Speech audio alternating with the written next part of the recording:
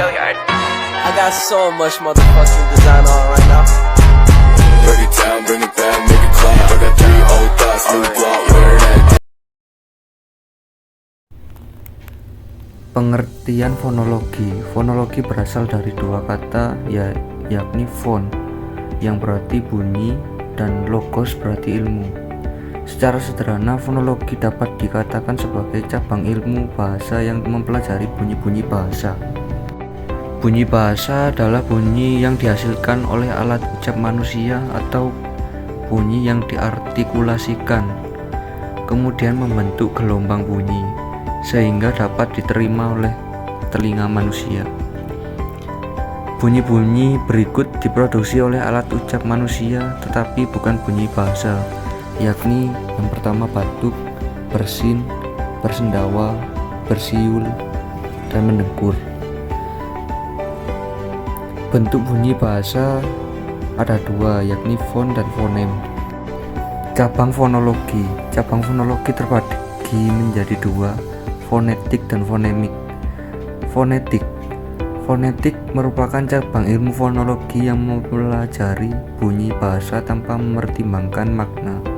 Fonetik mengkaji mengenai bunyi bahasa dengan menekankan pada cara dihasilkan, bagaimana bahasa dialirkan, dan bagaimana bahasa diterima oleh pendengarnya. Yang kedua, fonemik.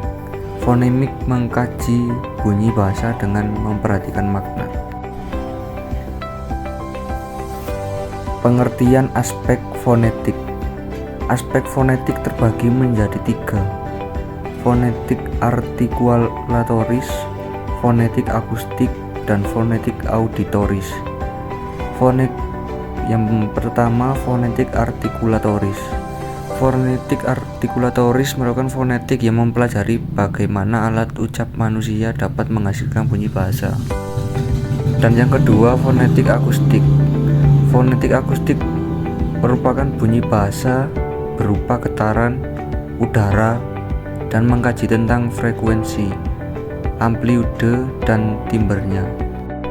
Yang ketiga, fonetik auditoris. Fonetik auditoris merupakan mekanisme telinga dapat menerima bunyi sebagai hasil dari udara bergetar. Penjelasan selanjutnya mengenai kajian fonetik. Kajian fonetik yang pertama, klasifikasi bunyi. Berdasarkan ada tidaknya rintangan terhadap arus udara dalam saluran suara. Vokal, konsonan, bunyi semi vokal. Yang selanjutnya, kajian fonem. Istilah fonem dapat didefinisikan sebagai satuan bahasa terkecil yang bersifat fungsional. Artinya, satuan fonem memiliki fungsi untuk membedakan makna. Fonem juga dapat dibatasi sebagai unit bahasa yang bersifat distik atau unit bunyi yang signifikan. Dalam hal ini, pasangan minimal ialah pasangan bentuk-bentuk bahasa yang terkecil dan bermakna. Dalam sebuah bahasa biasanya berupa kata tunggal yang secara ideal sama, kecuali satu bunyi berbeda. Sekurang-kurangnya ada 4 premis untuk mengenali sebuah fonem, yakni yang pertama, bunyi bahasa dipengaruhi lingkungannya. Yang kedua, bunyi bahasa itu simetris. Yang ketiga, bunyi bahasa yang secara fonetis mirip harus digolongkan ke dalam kelas fonem yang berbeda. Yang keempat, bunyi bahasa yang bersifat komplementer harus dimasukkan ke dalam kelas fonem yang sama.